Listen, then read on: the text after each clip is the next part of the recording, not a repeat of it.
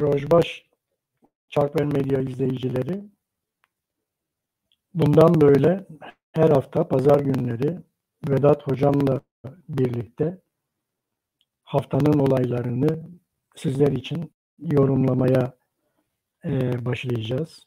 Bu hafta Vedat Hocam'la birlikte geçen haftanın ülkemizde yaşanmış olaylarını zamanımızın yettiğince yorumlamaya çalışacağız. Vedat Hocam, hoş geldin. Hoş bulduk abi, teşekkür ederim. Bu vesileyle Çarper TV deneyiminden sonra tekrar sizinle karşı karşıya olmanın keyfini, onurunu arz ediyorum abi. Seyircilerimize de paylaşıyorum. Teşekkür ederim. Biz de seni çok özlemiştik. Birlikte program yapamıyorduk uzun zamandır. Sağ olun abi. Dilerim bundan sonra her hafta birlikte ülkedeki olayları yorumlamaya devam ederiz. Bu vesileyle hem ben hem Vedat Hoca bütün Müslüman aleminin Ramazan'ını kutlarız. Hayırlı Ramazanlar dileriz. Şimdi bu hafta gerçekten Nisan ayının bu haftası çok önemli olaylarla geçti. Hem Kürtler için gerçekten çok önemli olayların olduğu bir ay. Hem de biraz da Ezidiler için önemli bir ay.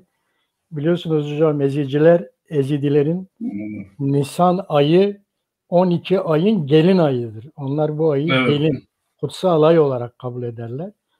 Ve her ayın Nisan ayının 13 Nisan'dan sonraki ilk çarşamba ayı sordur onlar açısından. Evet, çarşamba ayı sor. Evet, onlar o bayramı mutlaka kutlarlar. Bu sene pandemi dolayısıyla biraz kutlamaları engellendi ama her 13 Nisan'dan sonraki ilk çarşambada bunu kutluyorlar Ezidiler. Onlar için çok önemli. Ezidiler gerçekten incelenmesi gereken bir inanç grubu. Çok değişik inançları var. Yani mesela nasıl bir inanç diyeyim? Diyelim ki Tevrat'taki yaratılış teorisinin dışında onlar başka bir yaratılış teorisine inanıyorlar. Hani Tevrat'ta Tanrı'nın dünyayı 7 günde nasıl yarattığını anlatırken onlar Hüda'nın nasıl bu dünyayı yarattığını anlatmaya çalışıyorlar. Onların öyle bir şeyleri var. İnançları var. Ve gerçekten incelenmesi gereken ve Kürdistan açısından hem de dünya açısından bir zenginlik sağlayan bir inanç grubu Ezidiler. Ne dersiniz hocam? Abi kesinlikle yani tabii teolojik derinliğine inebilmek imkanım yok. O teoloji bilimine, ilmine ait bir mesele ama şu açıdan belki değerlendirebilirim.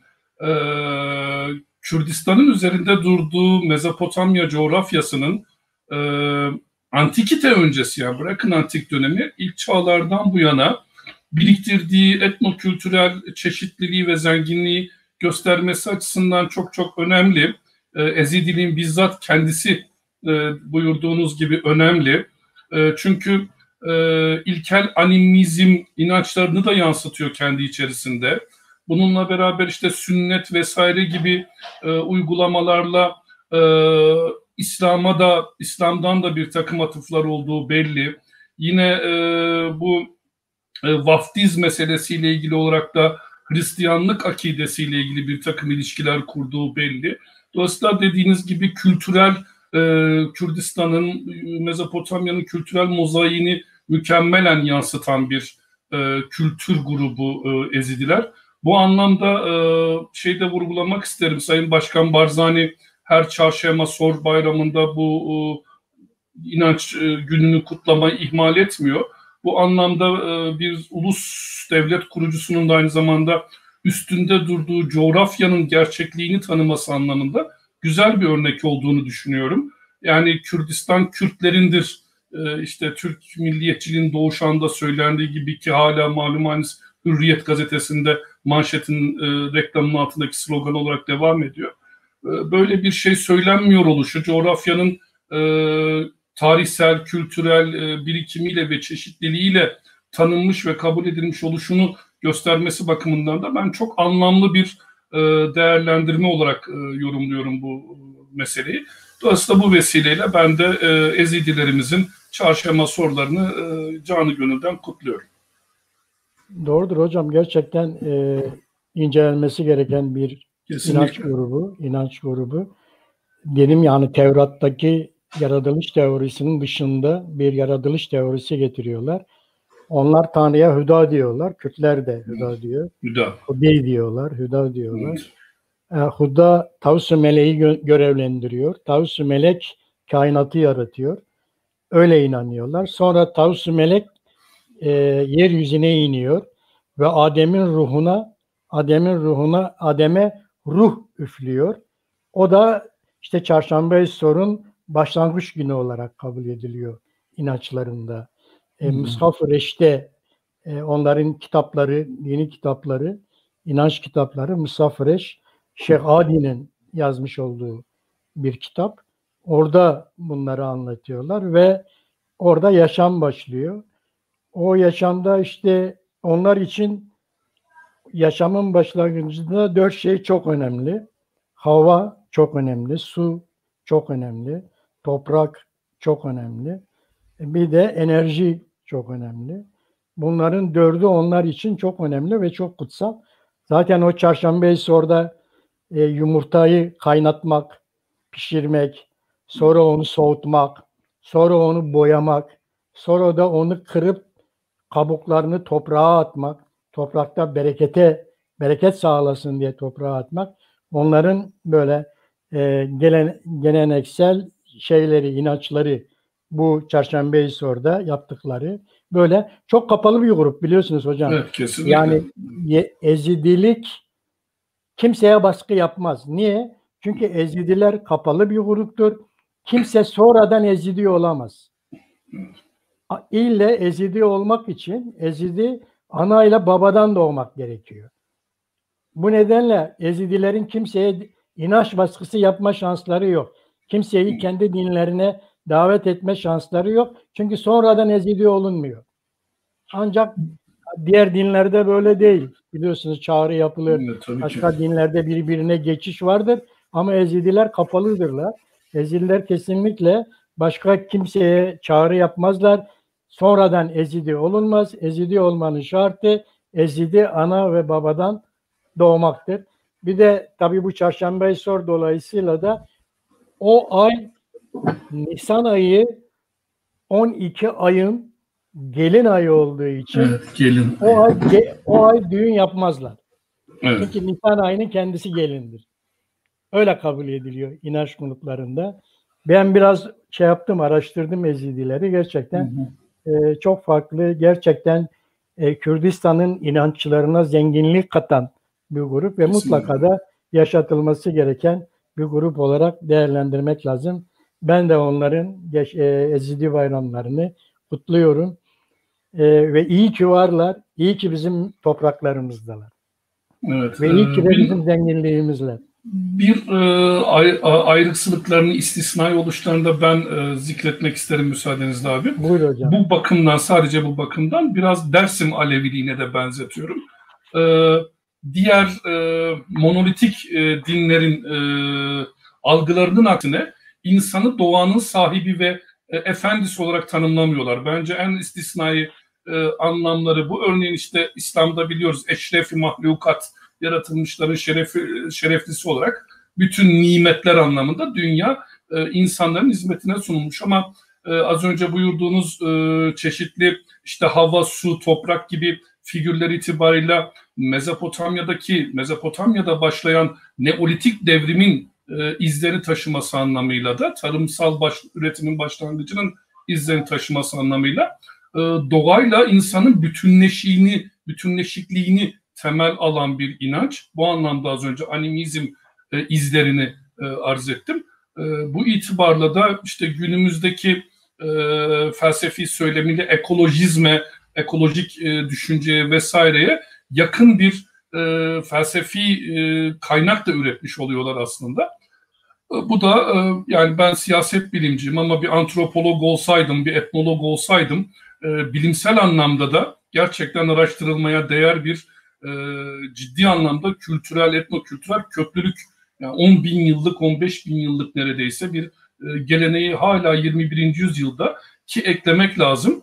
İşte yakın zamanda yaşadık. IŞİD vahşetine rağmen işte kapalılaştırılmaya, dışlanmaya, bizim geleneksel kültürümüzde Ezidiliği Yezidi olarak tanımlayıp işte Yezid'in soyundan gelenler, yok şeytana tapanlar falan diye dışlanmalarına rağmen hala yaşatabiliyor olmaları bu Neolitik izleri bilimsel anlamıyla da sadece inanç, kültürel zenginlik değil, mesleki anlamıyla arz ediyorum benim için. Bilimsel ve akademik anlamıyla da oldukça önemli. Evet. Kürdistan'ın önemli bir zenginliği, inanç zenginliği. Kesinlikle. Dileriz üzerlerindeki baskı kalkar.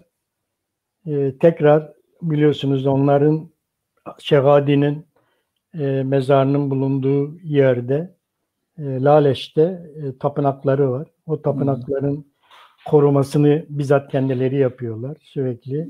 Dileriz ülkelerine, şu anda büyük bir kısmı kamplarda yaşıyor biliyorsunuz. Evet. Güneyde. Dileriz o baskı üzerlerinden kalkar ve onlar da kendi inançlarını kendilerince, kendi istediklerince yaşamaya devam ederler.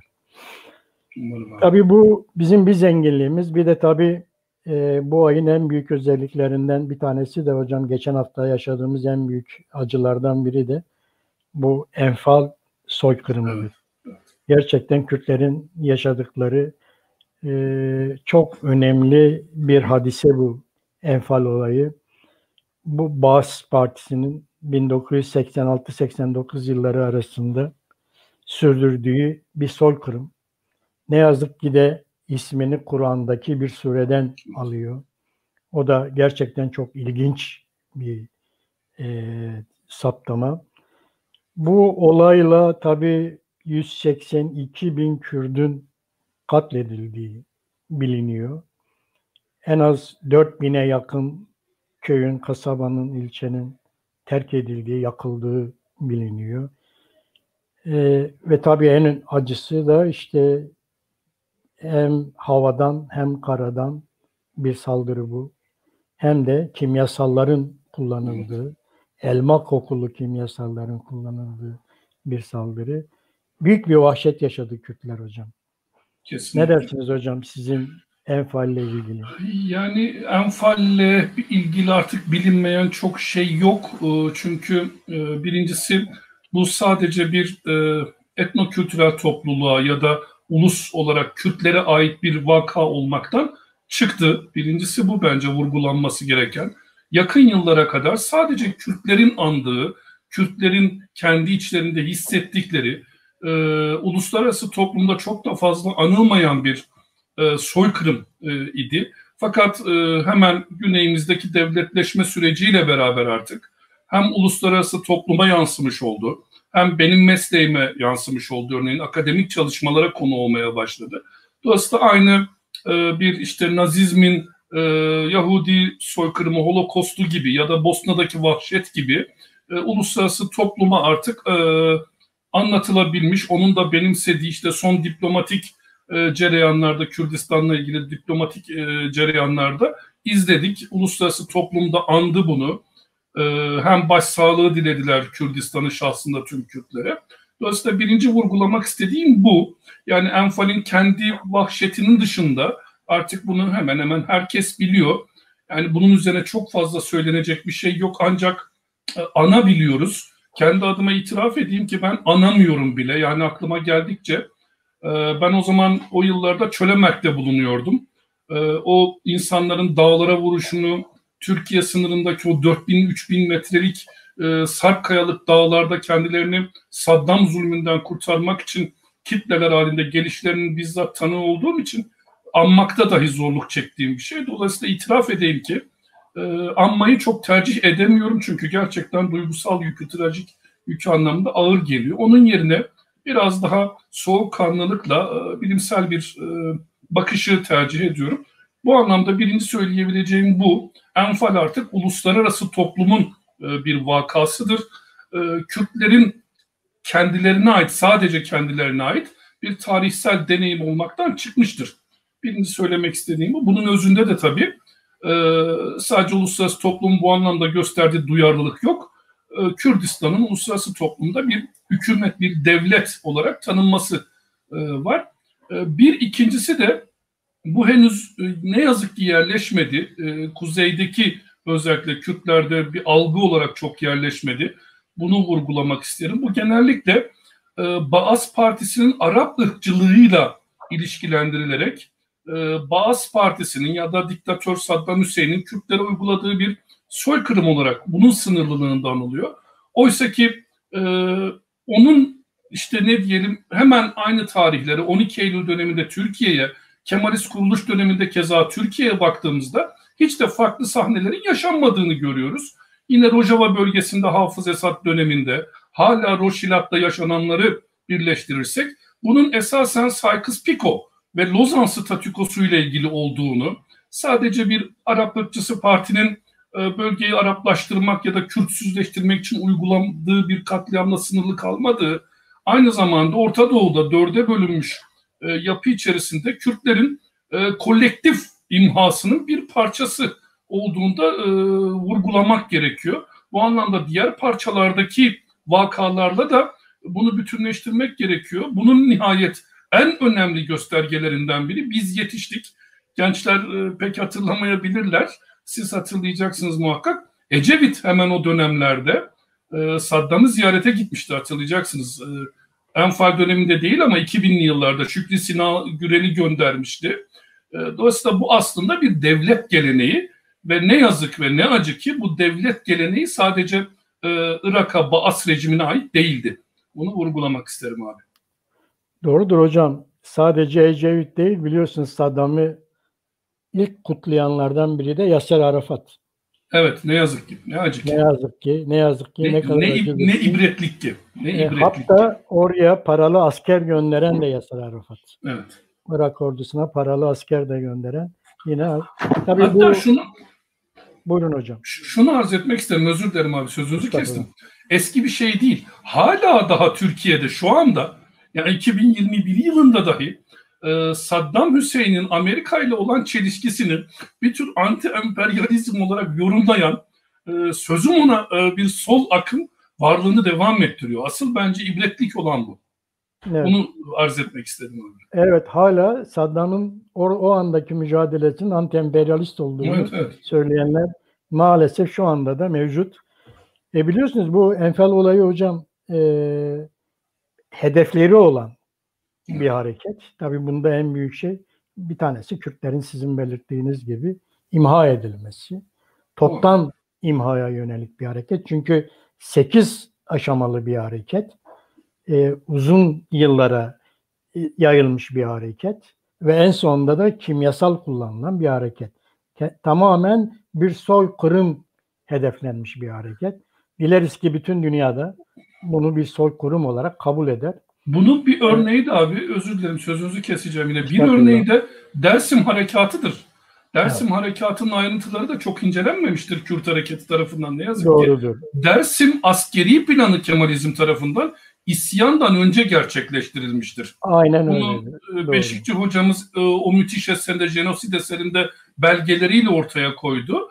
Askeri planlama, idari, siyasi planlama, örneğin işte askeri hakim atanması, temyiz yolunun kapatılması vesaire gibi kararlar isyanın patlak vermesinden önce kararlaştırılmış şeyler.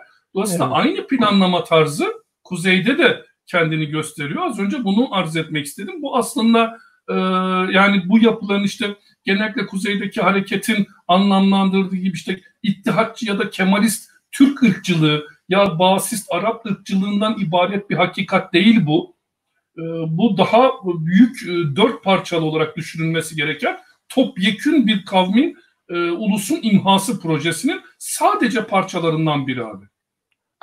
Aynen katılıyorum hocam. Zaten yani saldırının hedeflerine baktığımızda işte bir tanesi Kürtlerin toptan imha edilmesi. Bunun içinde yapılması gerekenler var. Mesela Kürdistan'ın demografik yapısının değiştirilmesi.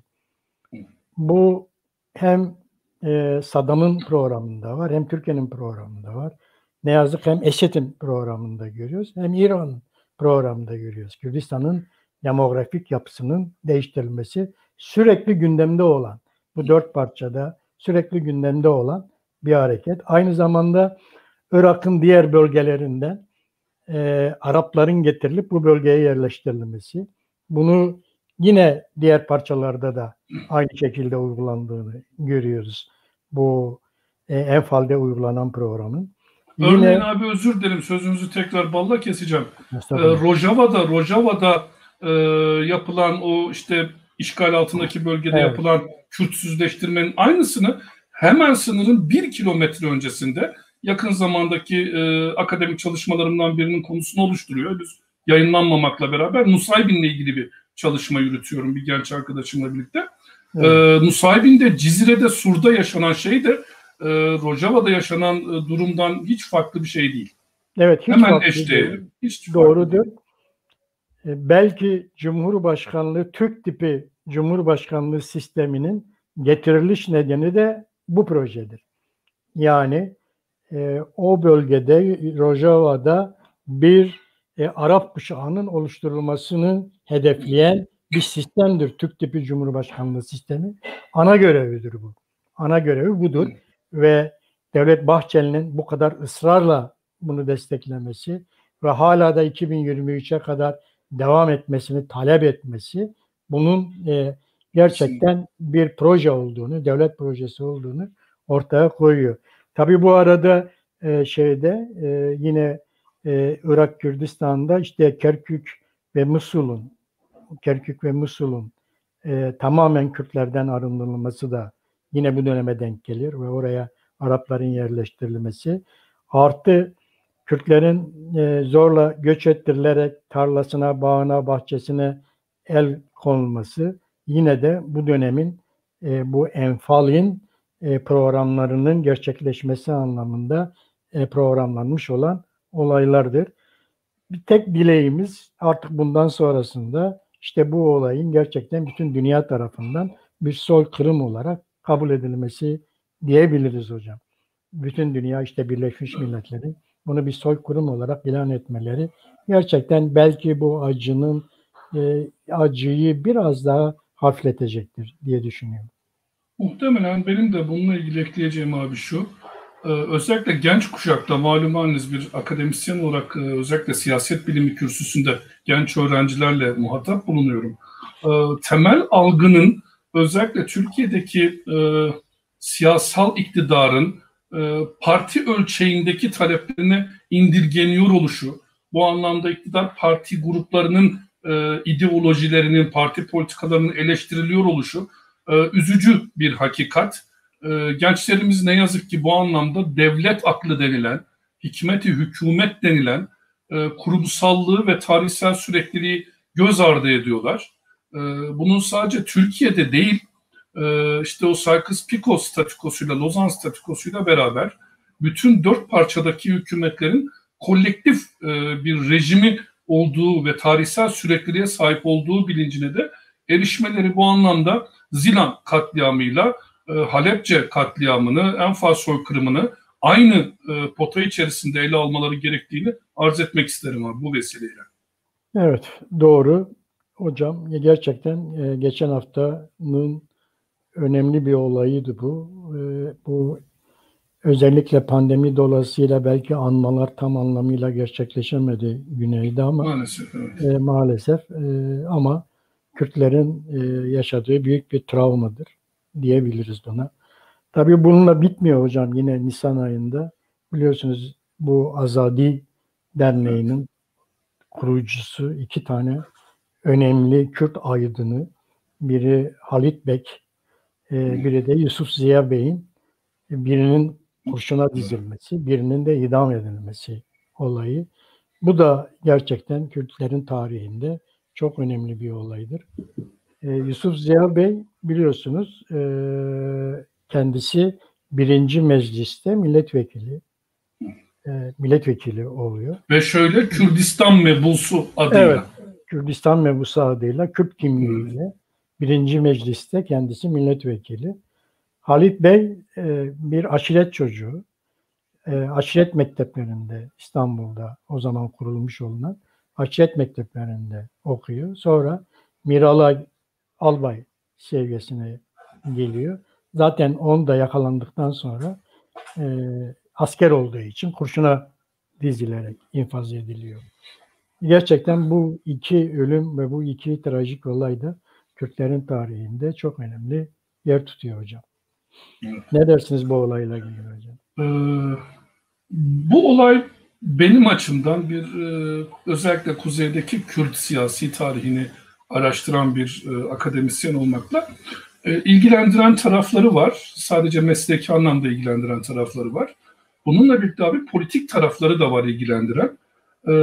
İki noktaya temas etmek isterim bu anlamda. Birincisi, hemen hemen tüm vakaların arşivleriyle ortaya çıkarılmış ve biliniyor olmasına rağmen azadi cemiyeti meselesinin akademik anlamda, işte eğitim anlamıyla, işte ortaokuldan, liseden bu yana devam eden Türkiye'deki eğitim anlamında yer verilmemiş olması.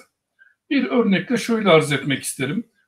Koçgiri hareketini ya da ayaklanması, rejimin deyimiyle Koçgiri isyanını Alişan Bey ayaklanması olarak anmıyor isek ya da işte Dersim isyanını bir Seyit Rıza Bey isyanı olarak anmıyorsak, 25 hareketini de Şeyh Said isyanı olarak anmanın mesleki, bilimsel anlamıyla üzerine düşünmemiz gerektiğini arz etmek isterim. Bu çok önemli bir Kemalist endoktrinasyon uygulamasıdır. Bir doktrin üretimidir. Oradaki mesele şeyh vurgulamasıdır. Aynı şeyi Kemalizm Nutuk'tan sonra, 27'den sonra Çerkez Ethem görseliyle de yapmıştır. Ethem Bey oysa ki bir Osmanlı tebaası, bir Osmanlı ast subayı şimdiki deyimle, ama Çerkez vurgusu özellikle Kemalizm tarafından Nutuk'taki tarih yazımıyla başlatılmış bir şeydir. Aynı şey Şeyh Said isyanı ile ilgili de yapılmaktadır. Birincisi buraya parmak basmak isterim. Azadi örgütü tamamen bilimsel incelemenin ve Türkiye'deki örgün öğretimin gözünden kaçırılmıştır. Oysa ki inkılap tarihi derslerinden hatırlayacağız. İşte tırnak içinde zararlı cemiyetler diye bir kategori vardı. Bunun içerisinde Kürt örgütlenmeleri de alınmıştı. Ama Azadi Cemiyeti burada dahi anılmamıştır. Yani Kürt Teavün Terakki Cemiyeti anılırken zararlı bir cemiyet olarak, ki onun aynısını da burada bu vesileleri tespit etmek lazım. Cemiyet malum haliniz Osmanlıca'da dernek demektir. Ve İstanbul'daki Kürt dernekleri, Teavün Cemiyeti başta olmak üzere yasal Osmanlı dernekleridir. Yani zararlılıkları sonradan menkuldür. Nutuk yazımından sonra menkuldür. Bunlar Osmanlı münevveri olan, İstanbul'da yaşayan Osmanlı Kürt aydınları tarafından kurulmuş yasal öğrenci Hevi Cemiyeti örneğini verebilirim. Yasal öğrenci ve entelektüel dernekleridir ama azadi farklı. Dolayısıyla diğerlerinden farklı tutulmasının temel sebebi bu. Çünkü diğerleri anlaşılabilir vakalar. İşte Hevi Talebe Cemiyeti adı üstünde, çok basit. Talebe Cemiyeti, bunu zararlı olarak adlandırmak da çok mümkün. Çünkü Talebe Cemiyeti cürmü kadar yer yakar ama Azadi Cemiyeti'nin çok istisnai bir durumu var. Gözden kaçırılmasının temel sebebi bu. Çünkü Azadi Cemiyeti doğrudan doğruya bir Kürdistan teşkilini hedef alan bir örgütlenme. Bir ikincisi işte Kemalist anlamda diyelim, henüz yerleşik bir Kemalizmden bahsedemiyoruz belki o sıralarda. Henüz nutuk bile yazılmamış ama sonuç itibarıyla bir Kürdistani bir amacı olan, bir Kürdistan teşkili amacı olan, yasal olmayan ve temelinde silahlı bir hareketi de öngören bir gizli örgütlenme olması bakımından Kemalizm onu çok ciddi anlamda tehlikeli gördüğü için tarihin, kendi tarihinin, tabii kendi tarih yazımının, bizim tarihimizin değil, akademik tarihin değil. Hatırlayacaksınız, siz de muhatap oldunuz. Bir zamanlar biz tarih dersini milli tarih dersi olarak alırdık ortaokulda ve lisede. Tarihin millisi nasıl oluyorsa artık. Bu anlamıyla arz ediyorum. O milli tarihin betonu altına gömülmüştür. Hatırlanması istenmemiştir. Bu anlamıyla çok önemlidir. Benim açımdan bir tarihsel vaka, bir tarihsel hatıra olmasının ötesinde siyasal iletişim bilimiyle, siyasal tarih bilimiyle doğrudan ilgisi açısından çok çok önemlidir. Bir ikinci vurgulamak istediğim nokta da bu konuyla ilgili bilimsel tarafından ziyade politik tarafı, günümüzdeki vakalara ciddi anlamda ışık tutan bir tarafı var. Malum haliniz Halit Bey küçük bir askeri manga eşliğinde, yanlış hatırlamıyorsam affedilsin, Sarıkamış'tan ilk kez alındığını hatırlıyorum ben. Yanlış olabilir. Sarıkamış'tan bir gözaltı ya da tutuklamayla alınıp işte Bitlis'e kadar yol yürüyerek, yürüme marifetiyle mahkemeye çıkarılmak üzere bir uzun bir seyahate çıkarılıyor. Politik tarafı şu, bu güzergah üzerinde güçlü Kürt aşiretlerinin hakimiyet sahalarından geçiyor. Ve hatta okuduklarımdan hatırladığım kadarıyla bazı beylerin evinde de gecelediği, misafir kaldığı, onlarla sohbet ettiği, hatta bazılarına mesaj gönderdiği, mektup gönderdiğine dair rivayetler de vardır. Fakat ne ilginçtir ki bütün bu Kürt aşiretlerinin hakimiyet sahalarından geçtiği halde, bu küçük mangayla beraber evlerinde misafir kaldığı halde kendisine bu konuda bir kurtarıcı müdahalede bulunulmamıştır. Burada çeşitli kaynaklarımız, akademik kaynaklarımız, işte örneğin Hasananlılarla Haydaranlar örneğinde olduğu gibi aşiretler arası bir takım ilişki sorunları, gerilim demek ne kadar mümkün bilmiyorum ama ilişki sorunlarının da rol oynadığını aktarmaktadırlar. Günümüzdeki işte kuzeydeki Kürt siyasal coğrafyasına, örgütlenme tiplerine baktığımızda da aynı benzer tartışmaları, belki aşiret adıyla değilse bile benzer ayrılıkları, farklılaşma demiyorum, farklılaşma demokrasinin temel gerçeği ve elzemidir ama çatışmaları gözlemlemek mümkün. Bu anlamda o Halid Bey'in geçtiği güzergahtaki hala aydınlatılmamış olan, üzerine ancak rivayetler bulunan seyahatin diyelim, günümüze de ışık tutan, günümüzdeki meselelere de ışık tutan, onları yorumlamamızda da değerlendirmeye alabileceğimiz bir takım vakalar içerdiğini hatırlıyorum, biliyorum.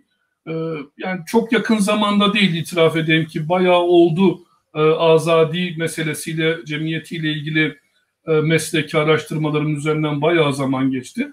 Dolayısıyla ben varsa genç arkadaşlarımı, izleyicilerimizi burada özellikle o seyahatin, yani Halit Bey'in, Yusuf Ziya Bek'in kurşuna dizilmesi ve idamlarının tabii Kürt hareketiyle doğrudan ilgileri kadar özellikle 1925 hareketi diye benim tanımladığım hareketin, azadi örgütünün işte resmi ideolojik tarihi Şeyh Said İsyanı diye adlandırdığı hareketle ilişkisini incelemeleri gerektiğini söylemek istiyorum. Bir ikincisi de arz ettiğim o güzergah üzerindeki seyahatte özellikle aşiretler anlamında incelemeler yapılması gerektiğini bu vesileyle arz ediyorum abi.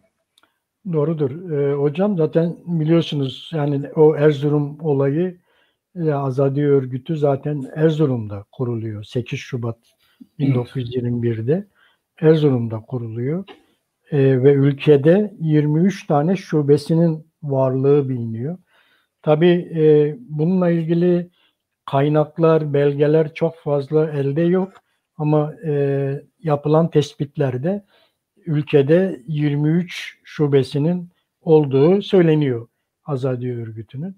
Bir de Azadi Örgütü ile Kürtali Cemiyeti'nin arasında da bazı ayrılıklar var, farklılıklar var.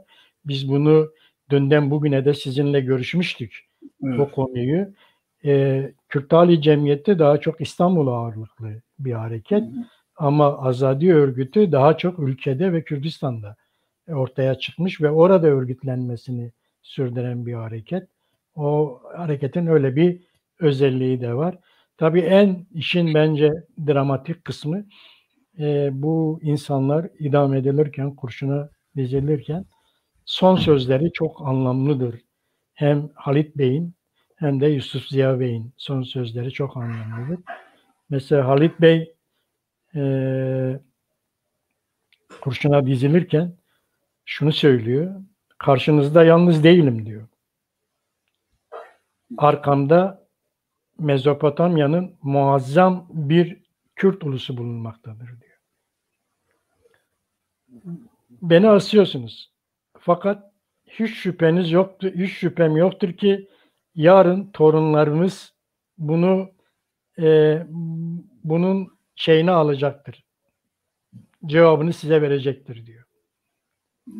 Halit Bey'in en son konuşması. Aynı şeyi Yusuf Bey de çok daha değişik bir şekilde son sözünü söylüyor. O da diyor ki bize mevki ve mertebe bahşetmek suretiyle bizi aldatabilirsiniz endişesindeydim. Biliyorsunuz onlar teklif ediliyor. Bizi aldatabileceğinizin endişesindeydim diyor. Şükürler olsun Allah'a ki bizi mermi ve iple karşıladınız. Biri kurşuna diziliyor, biri idam ediliyor. Şükürler olsun Allah'a ki bizi mermi ve iple karşıladınız diyor. Bundan dolayı hiç pişman değiliz diyor. Gerçekten iki tanesinde dava adamı olduklarını ve ölüme giderken bile hiçbir pişmanlık getirmediklerini de bu son sözlerinden anlamak mümkün diye düşünüyorum hocam. Tabii ben de şunu eklemek isterim abi. Şu bence çok önemli. Bugüne ışık tuttuğu noktalardan biri de bu aldatma diye buyurduğunuz noktayla ilgili olarak eklemek isterim. Halit Bey sizin de bildirdiğiniz üzere az önce Mir Alay yani alay komutanı rütbesinde bir Hamidiye Alayı paşası, albay şimdiki deyimle. Evet. Aşiret mekteplerinde okutulmuş İstanbul'da. Bu çok önemli. Evet. Bunu vurgulamak isterim. Hamidiye mektepleri deriz tarihte ona. Aşiret mekteplerinde işte aşiret büyüklerinin çocukları, gençleri o İstanbul'a götürülüp oralarda eğitim aldırılıyordu. Bu eğitim vurgusu önemli. Ben aşiret mekteplerini yatılı ilköğretim bölge okullarının öncüsü olarak tanımlıyorum çalışmalarımda. Keza köy enstitülerinin bir kısmının diyelim öncülü olarak tanımlıyorum. Buradaki eğitim politikası vurgusu çok bence önemli. Yani Kürt çocuklarının, seçkin ailelerin çocuklarının başkente götürülüp orada eğitim verdirilmesi bence bugünle ilişkilendirilerek değerlendirilmesi, tartışılması gereken bir konu. Birinci nokta bu. İkincisi işte Hamidiye alaylarında Kürt aşiret seçkinlerine paşalık ünvanı verilmesi. İşte Seyyid Rıza örneğinde Dersim Generali demesinin temel verilerinden biri de aynısıdır. Yani şunu söylemek istiyorum. Devlet aklı, Türk devlet aklı nispeten kendisini bölgedeki hükümran otoriteler karşısında nispeten güçsüz hissettiğinde yumuşak gücü kullanıyor. Bu bir gelenek, rütbeler, imkanlar vesaireler veriliyor, medreseler açılıyor. Fakat kendi elinde gücü bulduğu andan itibaren de işte İttihat Terakki'nin uyguladığı etnisite mühendisliği gibi, Kemalizmin uyguladığı vahşet katliam politikası gibi metotlarla tekrar geriye gelebiliyor. Nihayet Yusuf Ziya Bek de işte bir mebus. Esasen Yusuf Ziya Bek'in bir mebus olarak 1. Millet Meclisi'ne katılması ve 23'teki 2. Meclis'e katılamamış olması diğer Kürt delegelerle beraber ki bunu hatta Erzurum Kongresi'ne kadar götürmek mümkün. Malumunuz heyeti temsiliyenin ilk irtibat kurdukları özellikle Wilson prensiplerindeki Ermenistan kurulması korkutmasını sunuyor. Mustafa Kemal Nutuk da bu tür mektuplarına yer vermiştir. Ne ilginç ki ve bizim açımızdan ne şanslı ki bu vesikalara sahibiz. Bu tür anlamda yazışmalar yapmıştır Kürt yerel aşiret seçkinleriyle. Onları Ermenistan korkutmasıyla yanlarına çekmeye çalışmıştır. Ve yine Koçgiri hareketiyle ilgili hatırlatmak isterim bu vesileyle. Mustafa Kemal'in 1921 Anayasası teşkili sürecinde bir muhtariyet, Kürdistan'a bir muhtariyet vaadi de söz konusudur. Bu tür görüşmeler yapılmıştır. Kürdistan'a Kürt memurların atanması ile ilgili bir takım müzakereler yapıldığını biliyoruz. Ama devamını da biliyoruz. Dolayısıyla aynı iklimi, aynı müzakereden sonra vahşete geçilmesi iklimini belki günümüzdeki anlamıyla açılım süreci ve devamındaki süreçle de ilişkilendirmek mümkün.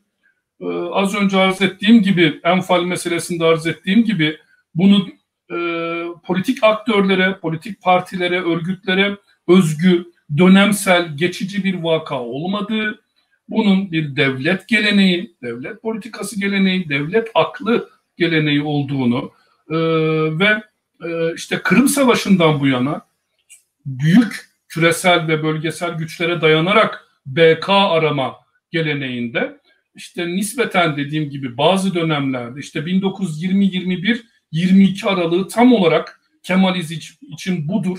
Henüz yerleşmemiştir. Anadolu tarafından kabul görmemiştir. Muhalefet vardır ciddi anlamda. İsyanlar vardır. Sadece Koçgiri değil, birçok isyanlar vardır. Konya'da, Çorum'da, Bayburt'ta vesairede. Henüz yerleşik bir otorite haline gelemediği için Kürtlere yumuşak güç sunmuştur. Vaatlerde bulunmuştur. Özellikle parlamenter temsile kapı açtığı söyleminde bulunmuştur. Yusuf Ziya Begin işte Kürdistan mebusu olarak o mecliste bulunması bunun bir örneğidir. Fakat 23'ten sonraki gerçekliği de biliyoruz ve bu işte 1930-31'lerde Türk Tarihini Tetkik Cemiyeti'nin uydurduğu işte Türk tarih teziyle Orta Asya'dan atlarla gelme büyük göç uydurmasıyla zirve noktası da varmıştır ırkçılık bu anlamda. Dolayısıyla ben geçmişteki deneyimin Yusuf Ziya Begin şahsındaki ve işte Miralay Halit Bey'in şahsındaki örneklemenin bugün içinde, bugünkü parlamenter temsil tartışmaları içinde, bugünkü açılım tartışmaları içinde, işte bugünkü politika yapımı süreci içinde belki birazdan konuşacağız, yeni demokrasi önerisi var Sayın Demirtaş'ın. Bu anlamda da çok ciddi anlamda yol gösterici bir ikaz lambası olduğunu düşünüyorum. Sevgili değerli takipçilerimize ve özellikle genç meslektaş arkadaşlarıma bunu ibretlik bir mesele olarak arz ediyorum abi. Evet, yalnız biraz daha sanki sömürgeciler işi biraz daha yumuşatmışlar. Eskiden idam ediyorlardı. Şimdi hapse atıyorlar herhalde hocam. Evet. Evet. Şimdi bol bol hapis var. Bol bol hapis var. İdamın kalkmış. Dolayısıyla şunu arz etmek istiyorum. Şöyle bir algı var. Özellikle 7 Haziran 2015 seçimlerinin sonuçları ışığında HDP'nin aldığı oy ve milletvekili sayısı oranının iktidardaki partilerin işini zorlaştırdığı, işte siyasal sistemin, iktidarın meşruiyetini zora soktuğu, dolayısıyla HDP ile temel problemin politik temsille sınırlı bir problem olduğu konusunda çok yaygın bir algı var. Bu algının bu anlamda tarihsel deneyimler ve süreklilikler dışında sorgulanması gerektiğini, bunun partiyle, siyasal geçici gündemde, konjonktürle değil, tamamen Kürt meselesiyle doğrudan ilgili bir mesele olduğunu arz etmek isterim. Daha önce bir programımızda arz etmiştim yine size. Türkiye'de örneğin Kemalistlerin ya da sözüm ona sözde sosyalistlerin 12 Mart ve 12 Eylül 27 Mayıs meselelerinin, darbelerinin, askeri rejimlerinin temelde bir siyasal bastırma hareketi, özellikle Türkiye sosyalizmine yönelik bir işte ne diyorlardı, balyoz, 12 Mart'taki balyoz hareketinin temelde Türkiye'deki sosyalist işçi sınıfının yükselişine karşı bir bastırma hareketi olduğuna dair temel hala yerleşik, sorgulanmamış bir anlayış vardır. Oysa ki tamamen bu tarihleri 1960, 1971, 1980 tarihlerini götürüp hemen güneyimizdeki Kürdistan'ın siyasal deneyimlerine taşıdığımızda tarihsel bir örtüşme görürüz. Bu örneğin konuşulmamış bir şeydir Türkiye'de. Çoğu tabii Kürdistan'da bilinen şeylerdir. İşte 71 12 Mart darbesinin tam da 1970'teki Kürdistan'daki otonomi anlaşmasıyla bağı, 1960 darbesinin 1958'deki Abdülkerim Kasım darbesinden sonra General Mustafa Barzani'nin dönüşüyle ilgisi Türkiye açısından, Türkiye aklı açısından tabudur, konuşulmamıştır. Dolayısıyla bunu da bu anlamda Halit Begin ve Yusuf Ziya Begin Azadi Örgütü'nün az önce arz ettiğim işte tarihten silinmesi meselesinin de günümüzle bağlantısı günümüze ışık tutucu yönleri tartışılmalıdır, konuşulmalıdır abi. Bunu özellikle arz etmeyi istiyorum. Doğrudur hocam, katılıyorum. Biliyorsunuz bu gerek Halit Bey yani Azadi Örgütü o dönem kurulan uluslararası masalarda yer almak için çok da çaba sarf ediyorlar. Bunların bir diplomatik yönü de var. Özellikle çevrede yer almak için çok uzun uğraşlar verdikleri de biliniyor bunların. Tabii bu iki kahramanımızın yanında yine Nisan ayında idam edilen iki tane değerli insanımız daha var. Bir tanesi Diyarbakır'da, ikisi de Diyarbakır'da idam edilen, biri Doktor Fuat, bir diğeri de Şeyh Eyüp. Bu ikisi de Diyarbakır'da Nisan ayı içerisinde idam edilmiş iki tane önemli Kürt değeridir, Kürt insanıdırlar. Bunları yine tabii 25 hareketiyle ilgili idamlar. Evet, 25 hareketiyle ilgili ve Şeyh Said'den önce idam edilen iki tane değerli Kürt büyüğü bunlar. Hem Doktor Fuat hem de Şeyh Eyüp. Bu anlamda bunları da anmadan geçmeyelim. Kesinlikle bir tabii abi. Tabii bu mücadele devam ediyor hocam. Kürtlerin kendi kendilerini yönetme mücadelesi bir tarihsel süreç olarak daha devam ediyor. Bu arada da işte güneyde elde edilen statü giderek bir yoğunluk kazanmaya başladı. Daha bir çeşitlenmeye başladı. Bu son günlerde biliyorsunuz işte Papa orayı ziyaret etti. Papa geldi. En sonda bir Hevler'deki havaalanı saldırısından sonra Fransa, Almanya, İtalya, Amerika ve İngiltere 4 Nisan'daki bu saldırıya karşı ortak bir bildiri yayınladılar. Bu da çok ilginçtir ve ilk defa oluyor. Bu Fransa, Almanya, İtalya, ABD ve İngiltere'nin ortak bir bildiride bu işi protesto etmeleri ve zaten siz de izliyorsunuz işte güneyde bayağı bir diplomatik yoğunluk var. Hayrola hocam, bu nedir bu diplomatik yoğunluk? Abi Papa geliyor. Ondan önce müsaade ederseniz konuyu daha sonra bölmemek açısından bir iki soru var. Değerli büyüklerin. Onlarla ilgili bir iki kelam etmek isterim.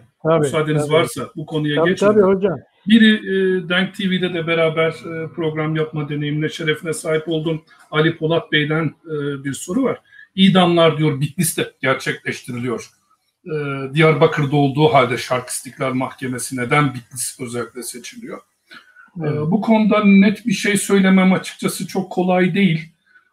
Sadece kanaatimi arz edebilirim. Muhtemelen diye düşünürüm bu konuda.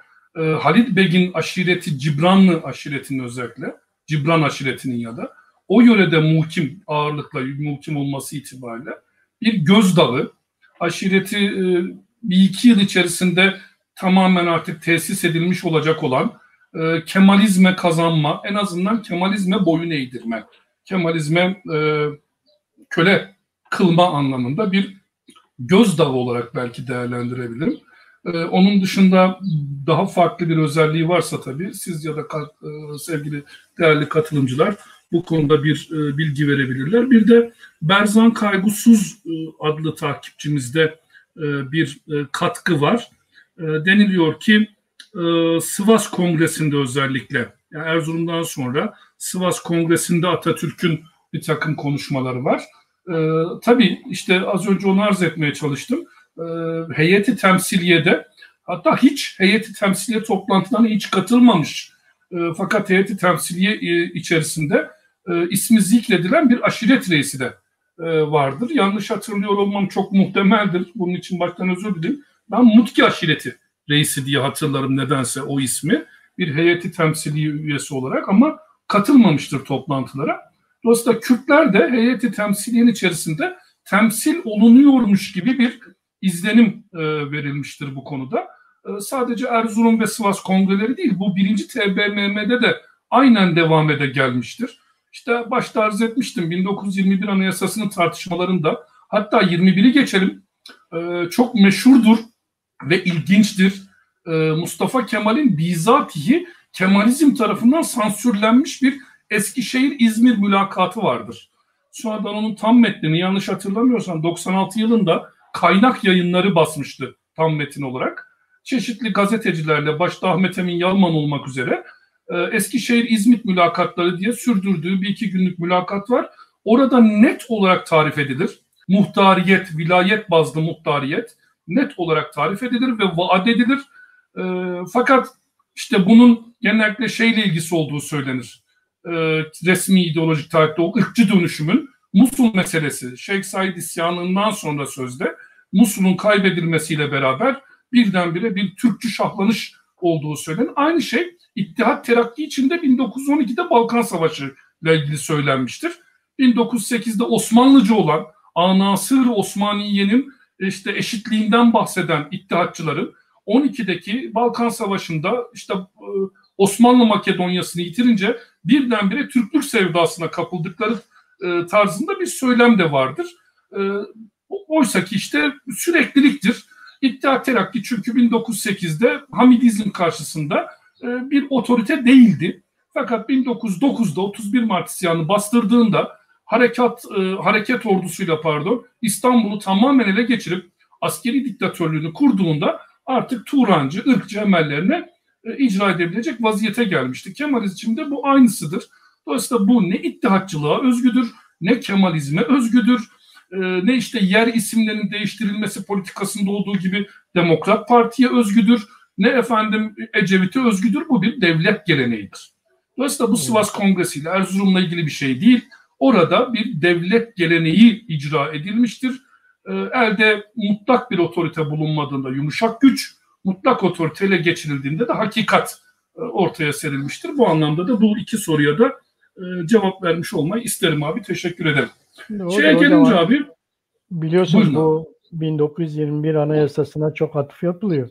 1921 Anayasası'nda Kürtlerle ilgili tek bir sözcük yok. Tek bir Kürt kelimesi geçmez. Tabii yok. Tabii Ayrıca orada yapılan şey illere bir takım yetki devirleridir. Merkezden illere yetki devirleri edilmektedir. Söz edilmektedir 1921 Anayasası'nda. Bu yasaya konuyor.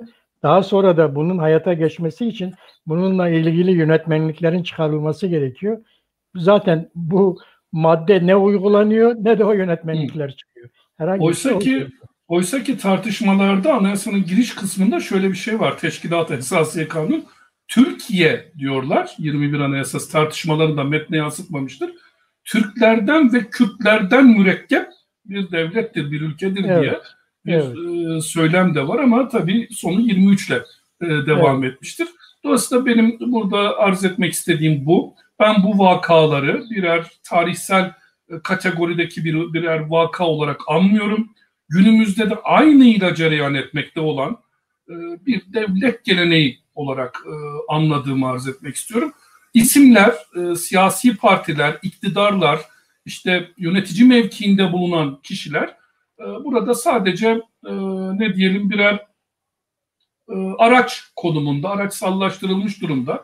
Bu anlamda günümüzdeki vakayla işte Mustafa Kemal'in Cumhurbaşkanı olması arasındaki vaka arasında ya da Enver Paşa'nın işte bir yönetici o anlamda olması arasında ben bir kişisel isim farklılığından başka herhangi bir farklılık görmüyorum.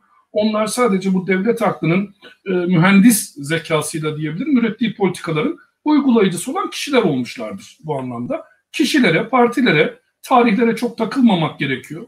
Mevzu bahis devlet aklıysa hikmet-i hükümet geleneği üzerinden bakmak gerekiyor ki bugünkü meseleyi de ışık tutacak vaziyette kullanabilelim. Faydalı bir mekanizma olarak bu bilgileri kullanabilelim.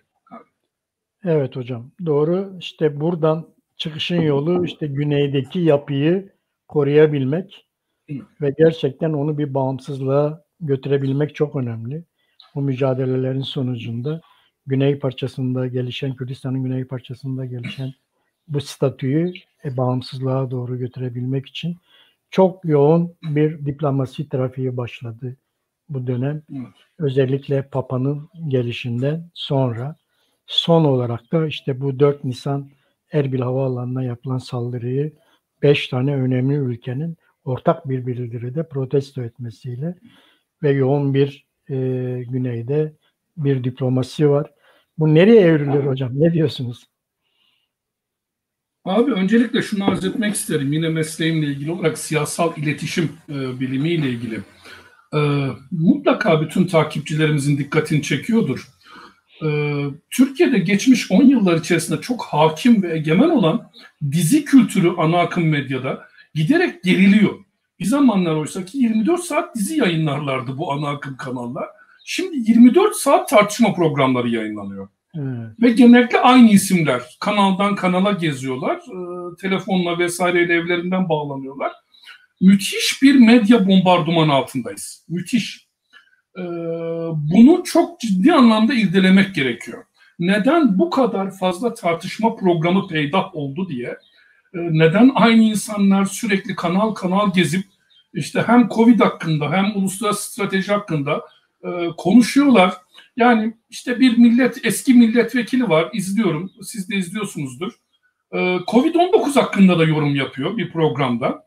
Diğer gün hava subayıymış gibi S-400 hakkında da yorum yapıyor. Sonra diplomatik hadiseler hakkında yorum yapıyor. Ortak kategoriye bakarsak, kişilerden çıkıp, orada dillendirilen temel şey devlet aklının ihtiyaç duyduğu güç propagandası temelde. Güç propagandası aşılanıyor. Mesela Covid-19 konuşulurken Sağlık Bakanlığı'nın konu üzerine hakimiyeti çok fazla vurgulanıyor. Ya da işte diyelim Libya, Rojava meseleleri konuşulurken işte SİHA'lar örneğinde olduğu gibi silahlı kuvvetlerin bu konudaki hakimiyeti çok fazla vurgulanıyor vesaire. Dolayısıyla Louis Althusser'in bize öğrettiği ideolojik aygıt denilen şeyin, devletin ideolojik aygıtı, bu anlamda genç arkadaşlara da tavsiye etmiş olayım. Althusser'in Devletin İdeolojik ve Baskı Aygıtları adlı çok da uzun vermiş olayım bu anlamda. İdeolojik aygıtları müthiş biçimde devrede ve temelde mesele burada şu: Türkiye halkının hemen hemen bütününün bir at gözlüğü takması isteniyor. At gözlüğünün diğer tarafları uluslararası medya çünkü. Özellikle sosyal medya bu konuda çok etkili. Yani tabii ki bir CNN'i, işte BBC vesaireyi takip etmekle ilgili dil sorunlarımız olabilir. Ama sosyal medya bu konuda çok güçlü ve siyasal iktidarında sosyal medya alerjisinin bu kadar yoğunluğu, bunun üzerine denetim yasaları çıkarılması, denetim kurumları kurulması bu anlamda anlam kazanıyor. Birinci vurgulamak istediğim bu. Özellikle Kürdistan'daki diplomatik atakla, canlılıkla ilgili biz tamamen bilgisiz durumdayız. Bütünüyle bilgisiz durumdayız. Örneğin işte pul meselesinde olduğu gibi bir pul basıldı, hatıra pulu Papa'nın ziyaretiyle ilgili. Papa'ya takdim edildi, yayınlandı bu pul. Fakat Türkiye ana akım medyasında biz sadece ve sadece Dışişleri Bakanlığı'nın bu konudaki kınamalarını duyduk. Mesela Papalığın bu konudaki özrünü işitmedik. Ya bir hata yapılmış, burası Türkiye'nin sınırıymış, özür dileriz. Veya işte Kürdistan yönetiminden keza böyle bir şey duyulmadı. Dolayısıyla ana akım medyanın bu konudaki ideolojik hükümranlığını bir kenara koymalıyız. Bir veri olarak uluslararası medyayı takip etmek durumundayız. Ben birkaç yayında arz etmiştim, size de arz etmiştim. Hevler Havalimanı'na inen diplomatik uçak sayısını takip etmek zorundayız. Özellikle bu meselelerle ilgili kişiler olarak. Bu çok önemli bir veri. Kürdistan 24'ten, Rudav'dan, diğer Kürdistani mecralardan yakinen takip edebilme şansımız var. Ama şunu sormak zorundayız. Kürdistan ya da Türkiye halkının kaçta kaçı bu yayınları günlük, anlık olarak takip edebilme imkanına sahiptir? Hele ki ana akım medyadan. Dolayısıyla buradaki mesele şu: biz Türkiye'nin hemen güneyindeki bir kurumsallaşma, devletleşme sürecinden bir haber olarak yaşatılmaya çalışılıyoruz. Bunu çok önemsiyorum bu anlamda. Yine az önce arz ettiğim işte azadi meselesiyle, Miralay Halit Bey vakasıyla, Yusuf Ziya Bey vakasıyla ilgili olarak arz ettiğim üzere şeyle burada bağlamam mümkün. Marx'ın Fransa'da İç Savaş eserinde zikrettiği bir şey vardır Paris Komünü ile ilgili. Şunu söyler Paris Komünü'nün büyük yenilgisiyle ilgili. Der ki Paris Komünü'nün bize öğrettiği şudur: devleti ele geçirmek yetmez, onu tekrar inşa etmek de gerekir. ele geçiren grup adına, işçi sınıfı adına Paris Komünü'nün yenilgisinin bize öğrettiği budur. Orada devleti ele geçirmekle ilgili düşündük. Fransız devletini, Paris yönetimini, ama kendi devletimizi, kendi kurumsallaşmamızı inşa etme meselesini unuttuk. Fransız krallığının mekanizmalarını kullanmaya çalıştık, gücünü kullanmaya çalıştık diye. Aynı şey burada söz konusu. Siz de izliyorsunuz, uzun zamandır izliyoruz. Ben bilerek izlediğim halde şaşkınlıkla karşılamaya devam ediyorum. Kürdistan'daki devletleşme sürecine karşı özellikle kuzeydeki parçada müthiş bir alerji gözlemliyorum. Politik alerji. Hatta kişisel alerji. Politik bir tarafa bırakalım, ideolojik tarafını bir tarafa bırakalım. Doğrudan kurucu, öncü kişilere yönelmiş, kişileri hedefe alan bir alerji de gözlemliyorum. Burada devletsizliğin, devletleşme imkanının olmayışının geçmişte nelere mal olduğu, işte az önce andığımız ne yazık ki Enfal meselesinde olduğu gibi gözden kaçırılıyor. Devletleşme üzerine konuşmak yerine kişiler, soyadlar, örgütler, partiler üzerine bir tartışma devam ediyor. Bu benim çok ciddi anlamda ilgimi çekiyor. Hem anlayamamakla beraber, yani araştırmakla beraber neden böyle olduğuna ilişkin, neden böyle bir şey düşünülebildiğine ilişkin bir şaşkınlığın da içerisinde olduğumu itiraf etmek isterim. Bu anlamda uluslararası toplum hemen hemen her meseleyle ilgili olarak işte en başta Biden'ın başkan olarak seçilmeden önceki söylemleri, vaatleri ve başkan olarak seçildikten sonraki politikalarına baktığımızda en önemli örnek olarak onu arz ediyorum. Tabii ki çok fazla örnek var. Uluslararası toplumun Kürdistan'ı özel değil, başlı başına bir devlet iradesi olarak tanıdığını, onu muhatap olarak aldığını gösteren sayısız örnekle karşı karşıyayız. Dolayısıyla biz burada kuzey, güney, şu parti, bu parti tartışmasının yerine aslında dikkatimizi uluslararası toplumla Hevler arasındaki ilişkiye odaklandırmalıyız. Uluslararası toplumun penceresinden de o tarafa bakabilmeliyiz. Onların da neler yaptıklarını, bu konuyla ilgili diplomatik pratiklerini, ilişkiyi kurma uygulamalarını, görüşmelerini çok ciddi anlamda dikkate almalıyız. Bakın, son örnek olarak şunu arz edeyim. Papa Hazretlerinin uçağı Türkiye'ye inmedi. Bu çok önemli bir verim. Çok çok önemli bir verim.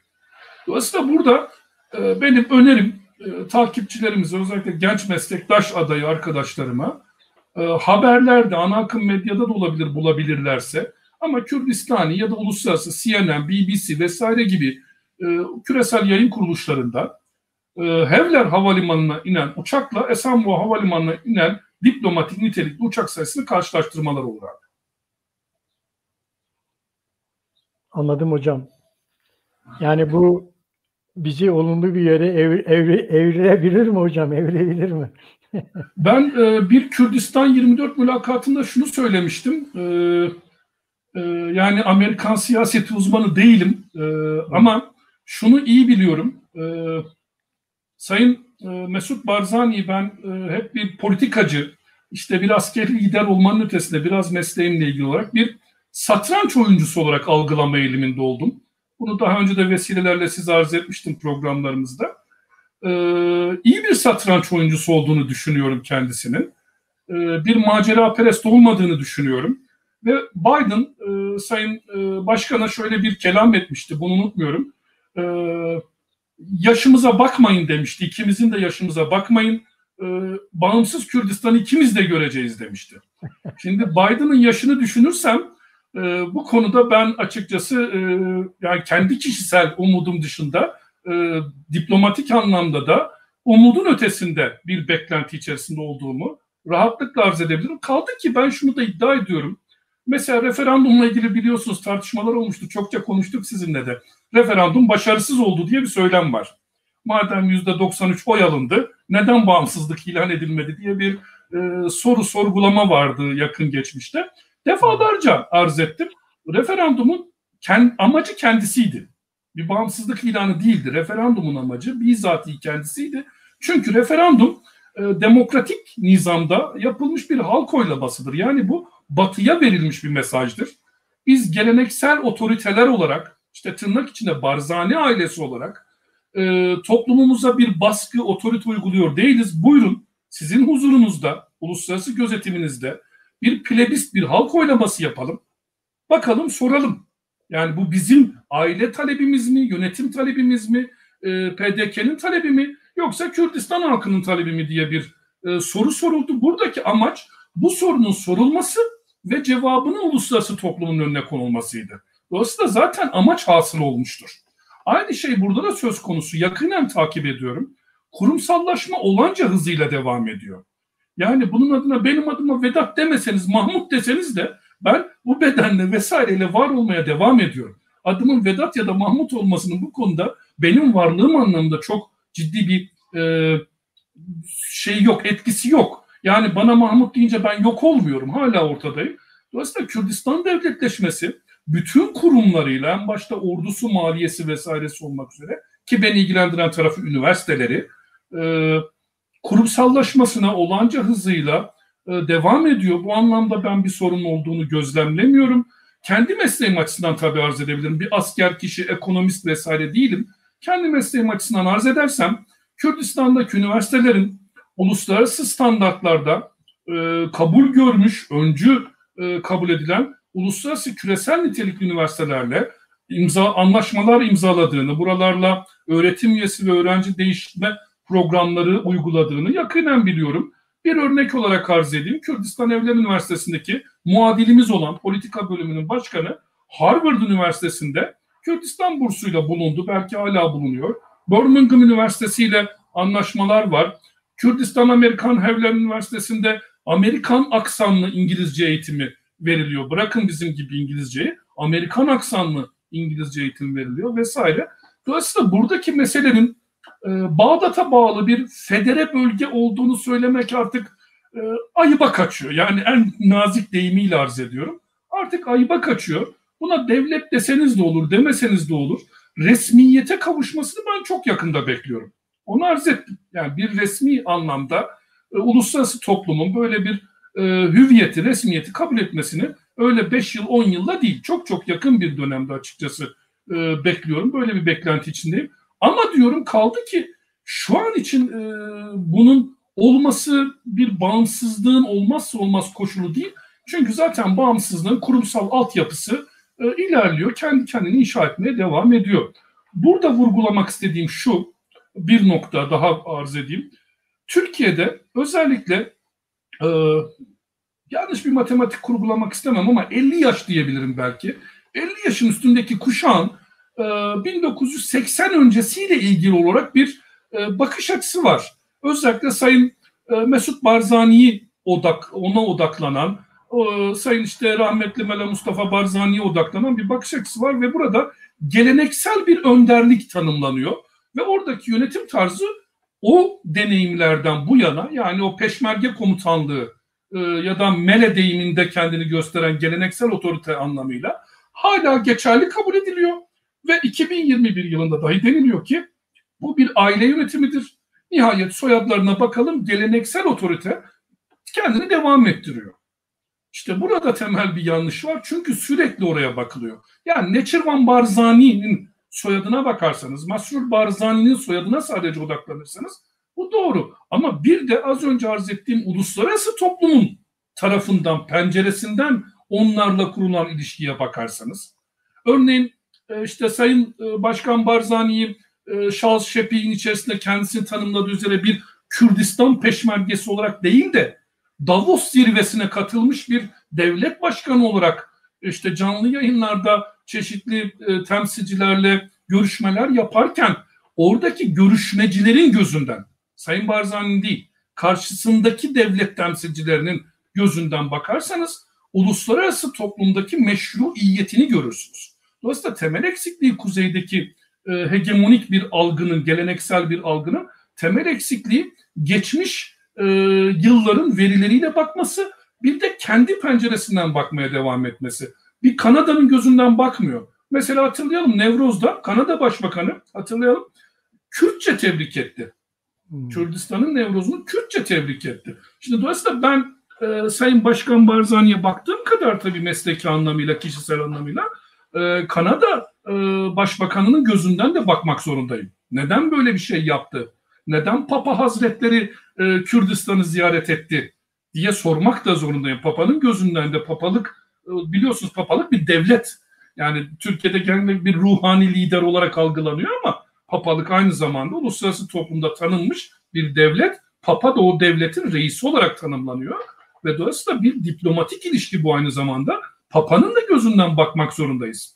İşte Papa'nın gözünden baktığımızda, Kanada Başbakanı'nın gözünden baktığımızda, sizin az önce buyurduğunuz dörtlü bildirgenin gözünden baktığımızda, uluslararası toplum artık karşı tarafı muhatap olarak algıladığını açıkça ilan etmiş oluyor. Şununla bitiriyorum. En önemli örneği benim için, daha önce de arz etmiştim. Bağdat'taki Amerika Birleşik Devletleri Büyükelçiliği'nin, konsolosluk değil, Büyükelçiliğin, Irak Büyükelçiliği'nin Hevler'e taşınması meselesi. Bu çok önemli. Yani Türkiye ana akım medyasında güvenlik, işte çeşitli füze atılma olayları falan söyleniyor da tabii biz bilimsel akılla düşünenler böyle bir hikayenin muhatapları olmuyoruz. Yani büyükelçilikler başkentlerde olur. Bunu biliyoruz. Kaldı ki Amerikan Büyükelçiliği'nin işte o yeşil bölge denilen koruma kalkanı içinde olduğunu biliyoruz. Amerikan Büyükelçiliği'nin Hevler'e taşınması hadisesi başlı başına bir ilandır. Başlı başına hadisenin bir ilanıdır. Bakınız diyorum, son kertede Türkiye ana akım medyasında bu bir kez bile zikredilmedi. Hiç konuşulmadı. Neler konuşuldu neler, ama bu bir kez bile konuşulmadı. Bu taşınma işlemi, inşa işlemi bildiğim kadarıyla hala geçerli. Yürürlülükte bunun hazırlıkları yapılıyor. Fakat biz bunu ancak Kürdistani mecralardan ya da uluslararası mecralardan duyabiliyoruz. Genç arkadaşlara tavsiyem bu. Bu konuda dil çok önemli, dil bilgisi çok önemli. Türkiye ana akım medyasının Türk devletinin bir ideolojik aygıtı olduğunu, tamamen onun referanslarıyla yayın yaptığını zaten Gezi olaylarından hatırlayacaklar, Penguen belgeselinden. Biliyorlar, bu kuşak bilmiyor değil, ama dillerini geliştirerek, küresel medyayla takip ederek hakikati öğrenmelerini tavsiye ederim bu vesileyle abi. Evet hocam, zaten bu diplomatik satrançta Türkiye'de yerini almaya çalışıyor. Dikkat ederseniz bu Montreux tartışması boşuna gündeme getirilmedi. Montreux tartışmasıyla birlikte Türkiye ABD ile ilişkiler kurmaya çalışıyor. ABD ile yumuşatmaya çalışıyor. Evet, yeniden stratejik ortaklık düzeyine çekmeye çalışıyor.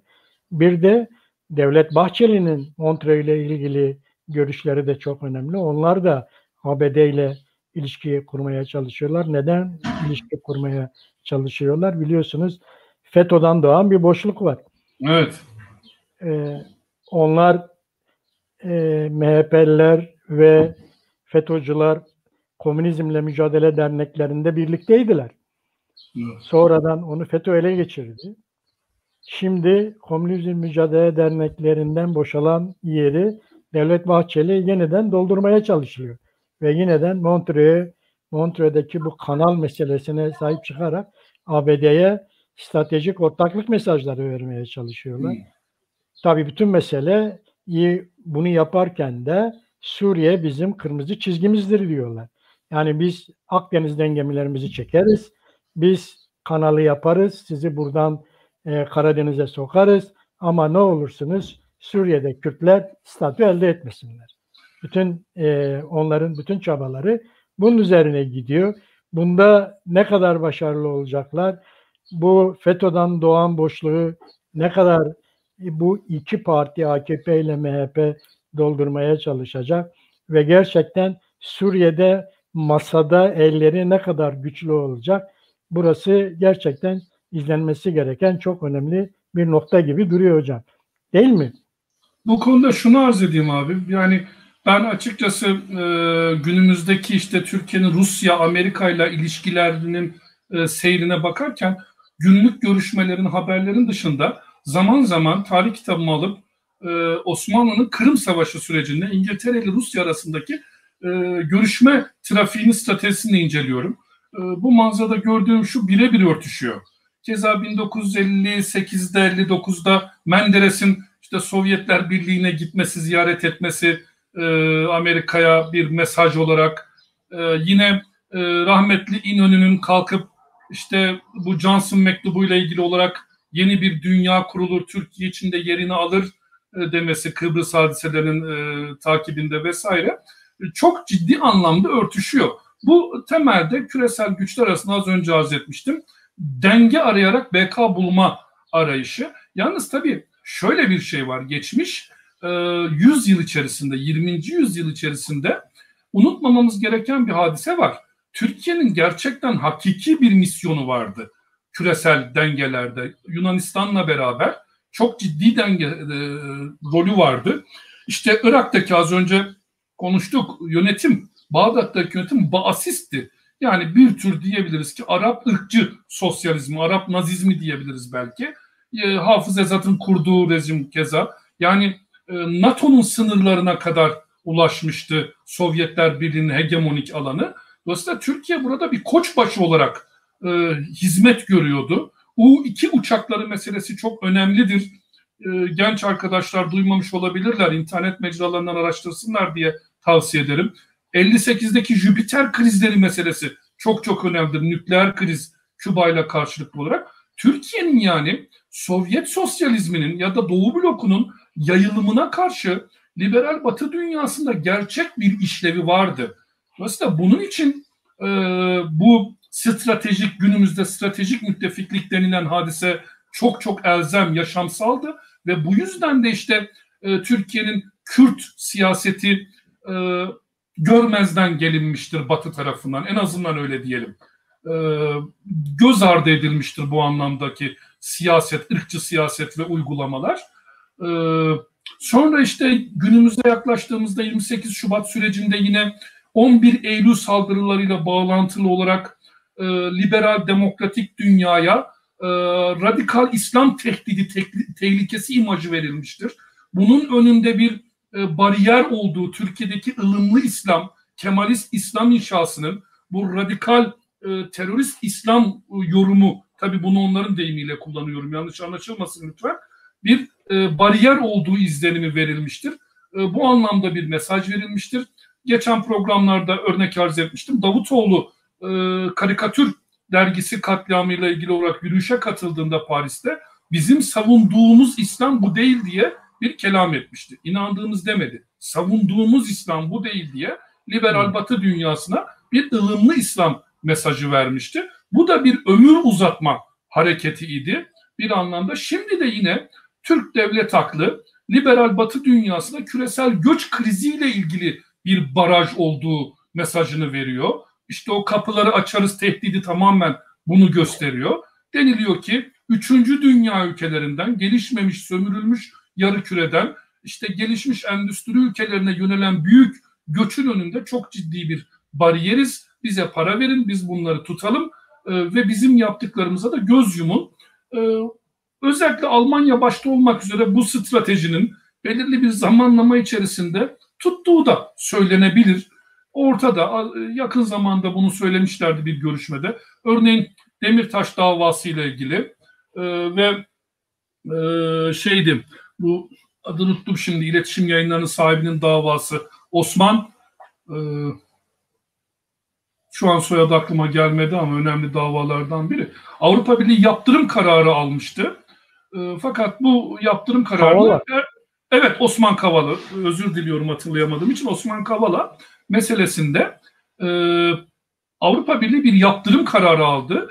Çünkü uluslararası bir anlaşmadır Avrupa İnsan Hakları Mahkemesi. Türkiye'de taraftır, oraya yargıç göndermektedir. Fakat Türkiye Avrupa İnsan Hakları Mahkemesi'nin kararlarını tanımadığını ve icra etmeyeceğini ifade ederek, ortaya koyarak kendi imzaladığı uluslararası anlaşmaya ihlal etmiştir anlaşma hükümlerini. Bununla ilgili bir yaptırım kararı almıştı Avrupa Birliği ama bunu ertelemeyi tercih etti ve bu kararını bildirdi. Dolayısıyla bu göç krizi, uluslararası göçmen krizi ile ilgili stratejinin de tuttuğu söylenebilir. Ama bu hep palyatif meselelerdir. 28 Şubat sürecindeki de palyatifti, geçiciydi. Bu da geçicidir. Dolayısıyla Türkiye'nin bir liberal Batı dünyasının lehine olarak bir koçbaşı oluşu, bir ileri karakol oluşu misyonu artık sürdürülemez bir durumda. Bunun temel sebeplerinden birini arz etmek gerekiyor. İran'la ilgili temelde bu mesele İran'la ilgili. İran'la ilgili Amerika başta olmak üzere liberal Batı dünyasının askeri müdahale stratejilerinin ya da içeriden çeşitli ayaklanmalarla rejimi devirme hedeflerinin orta vadede tutmayacağı gibi bir yaklaşım var. Dolayısıyla Asya'dan, İç Asya'dan gelecek uluslararası enerji yollarının İran üzerinden, tabii Kuzey İran, Zagros dağlarını kastetmiyorum. Kuzey İran ya da İran Azerbaycan'ı demek belki mümkün ya da Kızıl Kürdistan demek mümkün. Geçebileceğine dair beklenti giderek zayıflıyor. Bu anlamda küresel dünyanın bu enerji yolları ile ilgili en önemli seçeneklerinden biri ve şu andaki ilki Basra Körfezi'nden alınıp inşa maliyeti itibariyle daha düz olan Kürdistan ve Rojava üzerinden Halep'ten Akdeniz'e aktarılma stratejisi söz konusu. Dolayısıyla burada gereken temel siyasi koruyuculuk, yani o enerji koridoru üzerindeki askeri güvenlik, siyasal istikrar misyonu kendini tabii ki Kürdistan'da gösteriyor. Ve Amerika'nın işte yakın zamanda tartışıldı az önceki siyasal iletişim meselesi, bunu da ekleyeyim müsaadenizle abi. İncirlik üssünün taşınmasıyla ilgili bir tartışma da süre geliyor. Türkiye bu konuda bir yalanlama yayınladı. Böyle bir meselenin olmadığını söyledi. Ama Amerika'nın küçük ve orta boylu üslerle Rojava'da ve Kürdistan'da yer almaya başladığı biliniyor. Yavaş yavaş askeri müttefikliğini Batı dünyasının Kürdistan coğrafyasına, Rojava'yı da katarak özellikle söylüyorum, aşağıya indirmeye başladı. Tartışmasız bir gerçek. Nitekim ENKS ile bir olumlulaştırma, görüşme trafiğinin işte Amerika'nın katkısıyla, arabuluculuğuyla başlatılması ve sürdürülmesi meselesi de bunu gösteriyor. Dolayısıyla 20. yüzyıldaki iki bloklu dünya ikilemi dengesi içerisinde Türkiye'nin kendine bulduğu beka çabası ya da stratejisi artık sürdürülebilir bir durumda değil. Giderek süresi daha da kısalıyor. Soğuk Savaş 50-60 yıl sürdü. Şimdi 3-5 yıllık, 10 yıllık bir göç krizine dayandırılmış durumda. Ama uzun vadeli stratejinin ben hemen güneyimizde düşünülmekte, tasarlanmakta ve hatta uygulamaya konulmakta olduğunu gözlemliyorum. Orayla ilgili bakışın çok önemli olduğunu düşünüyorum ve aslında oraya yoğunlaşmamız gerektiğini, sadece Amerika'nın değil, bütün Batı dünyasının, sadece az önce arz ettiğimiz diplomatik ilişkiler meselesiyle ilgili değil sadece, askeri meselelerle de ilgili olarak, ekonomik meselelerle de ilgili olarak Kürdistan'la kurmaya başladığı ilişkilere çok ciddi anlamda yoğunlaşmamız gerektiğini düşünüyorum. Yine tartışılmayan örneklerden biri olarak aklıma şu an geldi, arz edeyim. Amerika 500 milyon dolar diye, yanlış hatırlamıyorsam 2020 yılı içerisinde askeri bir hibede bulunmuştu Kürdistan ordusuna. Bakın bu çok önemli bizim açımızdan, benim mesleğimde anayasa hukuku açısından çok önemli. Eğer Amerika Birleşik Devletleri Irak'ı, Bağdat başkentli Irak'ı uluslararası hukuka uygun olarak muhatap alıyorsa bunu Irak ordusuna hibe etmeli ve Irak ordusu sonra onu federal anlaşma içerisinde bulunduğu Peşmerge birliklerine devretmeliydi. Ama Amerika bunu doğrudan Kürdistan ordusuyla ilişki kurarak yaptı. Bu çok çok önemli bir şey. Burada Bağdat tamamen bypass edilmiştir. Bağdat rejiminin artık bir uluslararası toplum nezdinde, tabii Türkiye ana akım medyasını söylemiyorum, yanlış anlaşılmasın, uluslararası ana akım nezdinde bir kıymeti harbiyesinin, bir diplomatik, küresel ciddiyetinin kalmadığını düşünüyorum. Bu bakımdan Kürdistan'ın kendi iç inşa sürecine olduğu kadar bu inşa sürecine imkan veren, ona destekleyen liberal Batı dünyasının Kürdistan'la ilişkili yaklaşımlarına, uygulamalarına dikkat kesilmemiz gerektiğini şiddetle öneriyorum abi bu vesileyle. Teşekkür ederim hocam.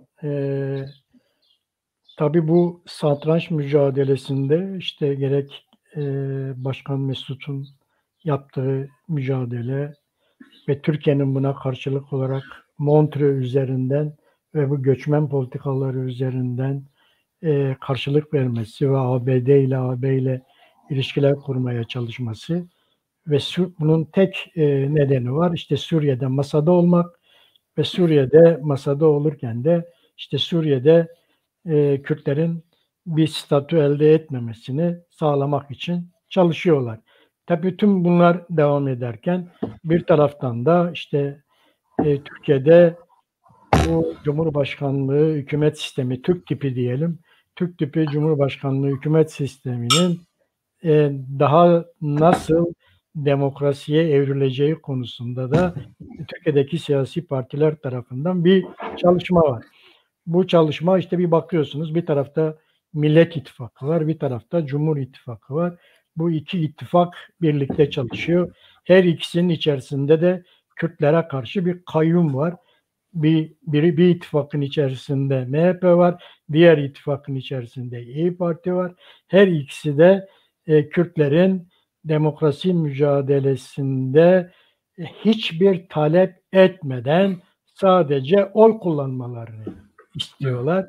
Bir bakıyoruz bu mücadeleye Selahattin Demirtaş da cezaevinden katılıyor ve üçüncü bir ittifak öneriyor. Üçüncü bir ittifak öneriyor. Bu üçüncü bir ittifakı önerirken de 5 tane madde öne sürüyor. Bu 5 maddeye baktığımızda hocam çok kısaca değineyim hatırlamanız için. Bir tanesi güçlü temsil ve demokratik yönetim.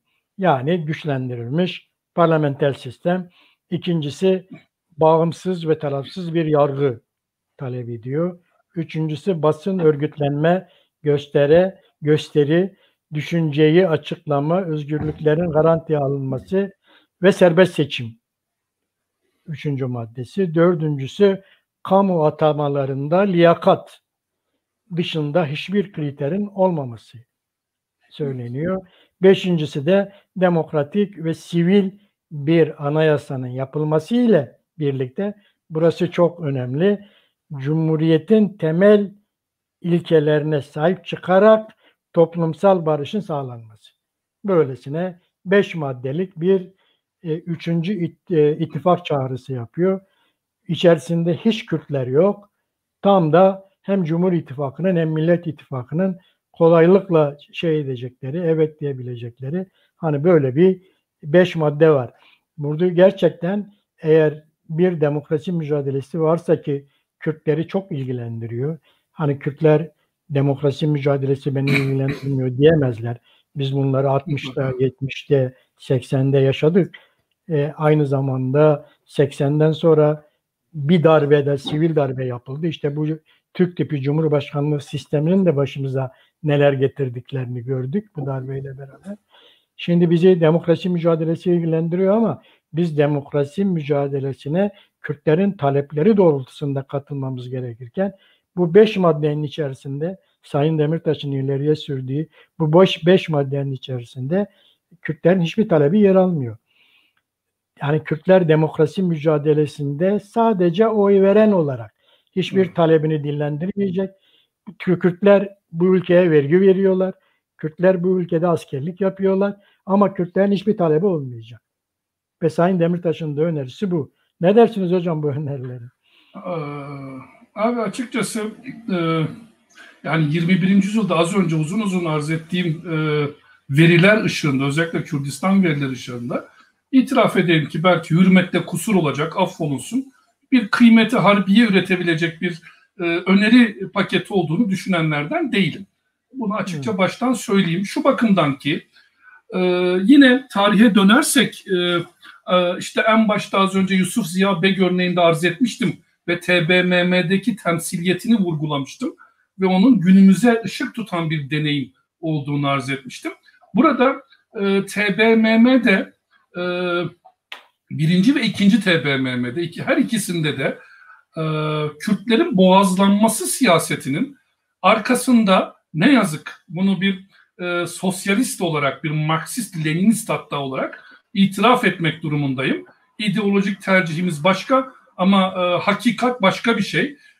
Lenin ve ardından Stalin yönetimindeki Sovyetler Birliği'nin bu konuda sözüm ona işte kapitalizme karşı Türkiye'yi bir tür stratejik müttefik olarak görüp desteklemek demesek bile Yani bu belki çok ileri bir deyim olur ama işte çeşitli politikalarla bunu gözlemliyoruz. Ali Fuat Paşa'nın işte Moskova elçi tayini vesairesinde Sovyetler Birliği'nin bu konuda bir göz ardı edişinin ciddi anlamda rolü var. Sovyetler Birliği çok ciddi biçimde Türkiye'de Türkleştirme politikasıyla, ırkçı politikayla, Kemalizmle Kürt ulusu ikileminde net biçimde Ankara'nın tarafını ne yazık ve bunu bir itiraf olarak arz ediyorum, ne yazık ki yapmışlardır.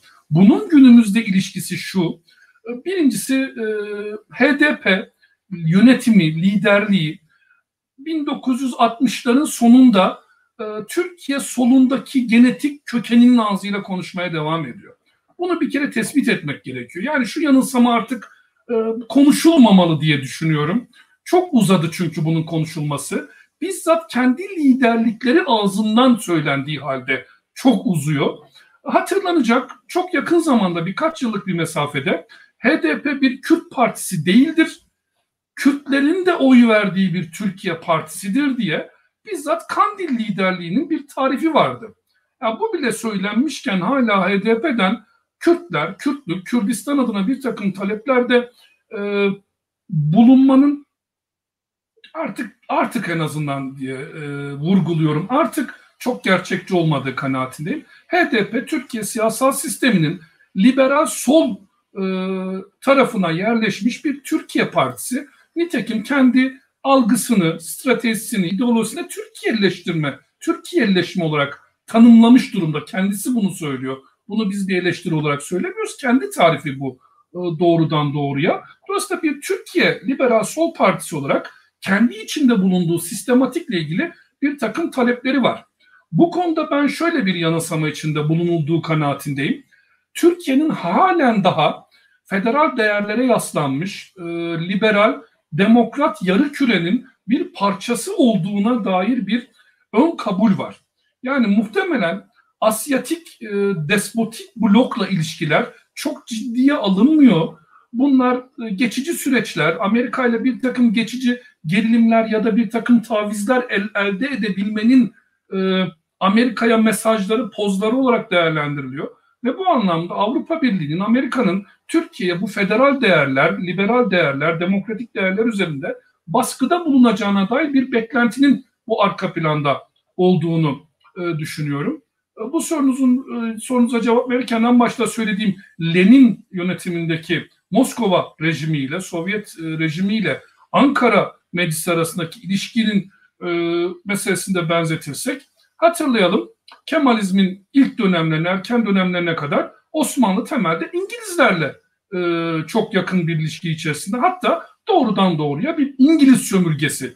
İşte 1838 Balta Limanı Ticaret Anlaşması örneğiyle söyleyebiliriz rahatlıkla. Bir İngiliz sömürgesi bir ülkeydi. Dolayısıyla Osmanlı'ya bu cepheden baktığımızda Ankara'nın Moskova ile böyle bir ilişki kurabileceği, tamamen o kanatla despotik bir ilişki kurabileceği çok gerçekçi görünmüyordu. Çünkü işte İttihat Terakki yıkıldıktan sonra işte Osmanlı İtilaf Cemiyeti'nin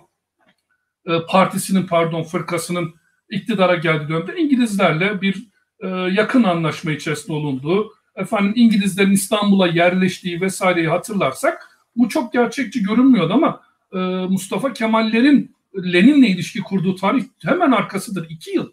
2 yıl. 18-20. Yani 20'de başlamıştır bu ilişki ve Sovyetler göz yummuştur. Dolayısıyla bugünkü Rusya'nın Çeçen meselesindeki tavrına bakarsak, Çin'in Uygur-Sincan özerk bölgesindeki tavrına bakarsak, az önce böyle bir soru gelmişti İran'la ilgili. Bu vesileyle onu da belki arz etme imkanı buluruz. İran'la ilgili doğrudan bana bir soru sorulmuştu. İran'daki meseleyi nasıl tanımlarsınız diye. İsmi bulayım izninizle. Neyse şu an bulamadım, uzatmayalım ama İran'la ilgili. İran'da nihayetinde bir Pers-Farisi devlet geleneğinin üzerine oturuyor. Her ne kadar federal bölgeler olsa da, anayasasında federatif bölgeleri tanımlamış olsa da arka planında bir milliyetçiliğin yattığı, Roşilat'taki idam siyasetiyle özellikle kendisini gösteriyor. Dolayısıyla Asyatik blok içerisinde yer alma riski önemlidir. Çok çok çok önemlidir bu anlamda. Bir ikinci nokta şu, yani şunu söylemek istiyorum burada. Asyatik blok içerisinde Türkiye dahil olursa karşı karşıya kalınacak şey bu tür demokratik önerilerle çözümlenebilecek bir sorun olmayacak. 1925 az önce konuştuğumuz hareketi, 1930 Ağrı Zilan deneyimleri, 1935-37 Dersim deneyimleri ve sonrası ve devamı bunun temel göstergeleri. Bu hep Sovyetler Birliği'nin göz yummasının eseri bu siyasete. Temel veri bence birincisi bu olmalı. Yani bu bir risktir. Bu gerçek bir risktir. Bu öyle ciddiye alınmayacak bir durum değildir. Bunun için temel veri Kürt halkının federatif taleplerinin tartışılmasından geçiyor. Bir ikincisini arz etmek gerekirse geçtiğimiz yüzyılda az önce Sovyet rejiminin desteğinden bahsetmiştim. İddiayı dayandıracak bir Kürt devlet deneyimi yoktu bakın. Yani Kürtler kuzeyde nereye giderlerse gitsinler Ankara'daki rejimde kendilerini temsile mecburdular. Hani derler ya Türkçe'de şeyde hata olmaz, teşbihte hata olmaz, af dileyerek söylüyorum. Aşağı tükürseniz sakal, yukarı tükürseniz bıyık. Aşağısı Saddam Hüseyin, yukarısı Kemalizm, işte batısı Hafız Esad, doğusu Şah rejimi ya da Hümeyni rejimi, ne yapsınlardı? Ama 21. yüzyıldaki statü böyle değil. Şimdi bu önerilerdeki bence en temel eksiklik 21. yüzyılda elde edilmiş, Kürdistan'da elde edilmiş statünün yok sayılması. Oraya hala Irak gözüyle bakılması. İşte geçen yakın zamandan hatırlıyorum bir HDP'li siyasal temsilci böyle bir şey söylemişti. İşte Kürdistan Irak'ın payını vermeli petrolde, Irak rejiminin payını vermeli diye bir öneride bulunmuştu. Tam tersi konuşulması gerekirken. Dolayısıyla buradaki temel veri, bu acil demokrasi paketindeki temel veri kendini çok net biçimde belli ediyor ki Kürtlerin 2010'lu yıllardan itibaren işte Şengal ve özellikle ben şeyle çok ilişkilendiriyorum. Kobane zaferiyle çok ilişkilendiriyorum bu ulusal duygu meselesini. Az önce arz ettiğim Sykes-Picot ve Lozan statükosunun aleyhine olarak siyasal kurumsallaşma, devletleşme süreci, artık Kürtlerin kendilerine ait bir devletleri olduğu bilgisi bu demokrasi paketi önerisinin arka planında psikolojik olarak yer almıyor. Hala Ankara'dan bu anlamda beklentiler var. Bu 4 parça meselesi hala geçerliymiş gibi belli ki algılanıyor ve Kürtlerin lehine olarak ancak Ankara'dan bir takım kazanımlar elde edilebileceği, bir takım müzakerelerle kazanımlar elde edilebileceği yaklaşım hala geleneğini koruyor. Arz ettiğim bu, özetlersem birinci temel etken burada HDP'nin işte İmralı'da hatırlayacaksınız, yanlış hatırlamıyorsam Sırrı Süreyya Önder'e söylenmişti. Mahir'in bayrağını size devrediyorum diye bir şey söylemişti hocalar. Biz THKPC'nin devamıyız diye bir şey söylemişti. Genetik kodlarından kaynaklanıyor. PKK, HDP hareketi halen o ideolojik kodlarını, Türk solundan gelen sözün ona işte sosyalist kodlarını korumaya devam ediyor. Bu bakımdan da Türkiye'li. Bir ikinci noktada Türkiye'nin Asya blokları, despotik Asya rejimleri blokuna dahil olma riskini göz ardı ediyor. Böyle bir ihtimali yakın bir tehdit olarak görmüyor. Hala liberal Batı dünyasından bir talep içerisinde, destek talebi içerisinde ve son olarak nihayet üçüncü ve en önemli olarak Kürdistan'daki devletleşme sürecinin Kürt ulusu adına Orta Doğu'da Lozan ve Sykes-Picot statükosu aleyhine yarattığı siyasal kurumsallaşma kazanımını yok sayıyor, göz ardı ediyor. Burayı bir arka rezerv olarak değerlendirmiyor. Hala bu üç nedenle kendisini Türkiye siyasal sisteminin bir parçası olarak değerlendiriyor. Bu anlamda son olarak söyleyebileceğim bu. Gerçekçi bir yaklaşım olarak değerlendirmiyorum abi ben bu paketi. Doğrudur hocam, ben katılıyorum.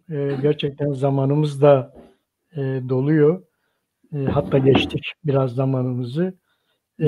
Bu 5 maddede Kürtlerin hiçbir talebi yer almıyor. Kürtleri, evet, Türkiye'deki demokrasi Kürtleri ilgilendiriyor. Bu demokrasinin yokluğu da Kürtleri, varlığı da Kürtleri ilgilendiriyor. Ama Kürtler demokrasi mücadelesinin oy deposu değiller. Kürtler demokrasi mücadelesine kendi talepleri doğrultusunda artık katılmalıdırlar. Artık o bilinçtedirler. Ve buna karşılık olarak da PAK Genel Başkanı Sayın Mustafa Çelik'in 10 maddelik bir önerisi var. Bunu artık bu hafta zamanımız yetmedi hocam.